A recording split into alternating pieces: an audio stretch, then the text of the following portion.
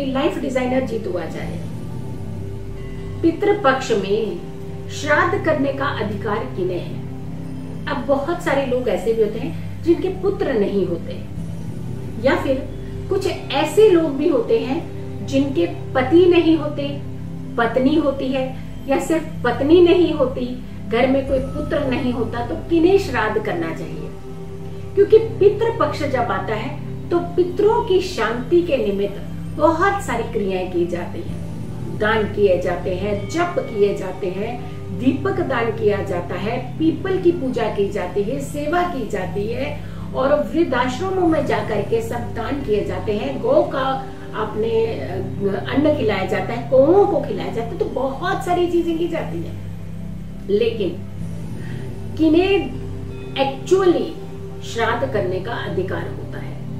यानी अगर आपको इस बारे में कंफ्यूजन है तो इस वीडियो को अपने तक भी रखिए और बहुत सारे लोगों तक जरूर पहुंचाइए। अब जैसे हम बहुत बार ऐसे बात करते हैं कि जो व्यक्ति, जैसे मार्कंडेय पुराण की बात करते हैं, मार्कंडेय पुराण में कहा गया है कि अगर किसी व्यक्ति का पुत्र नहीं है तो क्या करें? कौन करेगा श्राद्ध? क्या उन पितरों को शांति नहीं मिलेगी? नहीं, ऐसा बिल्कुल नहीं है, ऐसा हो ही नहीं सकता, क्योंकि जब सृष्टि रची गई है तो सिस्टम भी बने थे।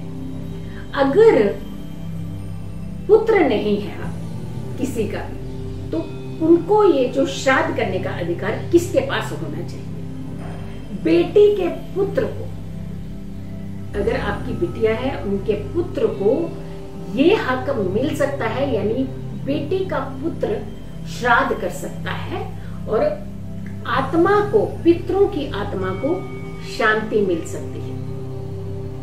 और अगर मान लीजिए कि बेटी भी नहीं है तो क्या करना चाहिए?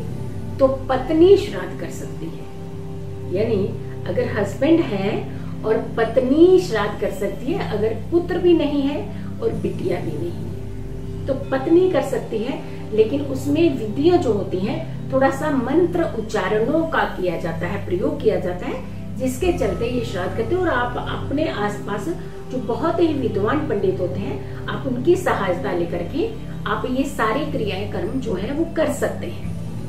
अब आती है बात कि बहुत सारे लोग ऐसे होते हैं, जैसे विष्णु पुराण में भी कहा गया है कि मृत व्यक्ति के अगर पुत्र, पौत्र, भाई और अगर के ऐसे कुछ भी नहीं हो तो फिर किनको करना चाहिए श्राद्ध, किनको करना चाहिए? तो सबसे बड़ी बात आती है कि मान लीजिए पुत्र नहीं है तो पौत्र, पौत्र नहीं है तो भाई, भाई नहीं है तो आप बिटिया का बच्चा ये श्राद्ध कर सकते हैं। और ये खास करके हमारे पुराणों में भी लिखा हुआ है कि किस व्यक्ति को किस तरीके से श्राद्ध कर सकते हैं। यानी कोई भी पितृ जो है वो अपनी तृप्ति पूरी तरह से करवा सके। ऐसा ना हो कि कोई भी पितृ जो है उनकी पूजा, उनकी तर्पण जो है वो अधूरे रह जाए। गौतम धर्म सूत्र में भी कहा गया है कि पुत्र नहीं है तो भाई, भतीजे या फिर माता के कुल के लोग, यानी मामा, ममेरा भाई होता है, और खास करके बहुत जगहों पे ऐसे देखा होगा कि शिष्य श्राद्ध करते हैं। यानी जो आपके शिष्य होते हैं, जिन्हें आपने शिक्षा दी है हमेशा के लिए, वो भी इस श्राद्ध को कर सकते हैं। तो यानी आपको थोड़ा सा पुरोहितों का सहयोग लेना पड़ेगा, ब्राह्मण, पूजनीय ब्राह्मण का सहयोग लेना पड़ेगा, थोड़ा ऐसा एक विधि विधान की तरफ आपको ध्यान रखना पड़ेगा। पिता के लिए पिंड दान और जल तर्पण ये पुत्र को ही कहते हैं करना चाहिए, और पुत्र नहीं है तो पत्नी, और पत्नी नहीं है तो सगा भाई श्राद्ध कर्म कर सकता है। तो आपको ये कंफ्यूजन्स नहीं रखने हैं कि मान लीजिए जैसे कोई एक कन्या है, किसी कन्या की, कुंवारी कन्या है, उनकी मृत्यु हो जाती है, सडनली मृत्यु होती है, तो ये श्राद्ध कर्म किन्हें करना चाहिए? माता पिता कर सकते हैं।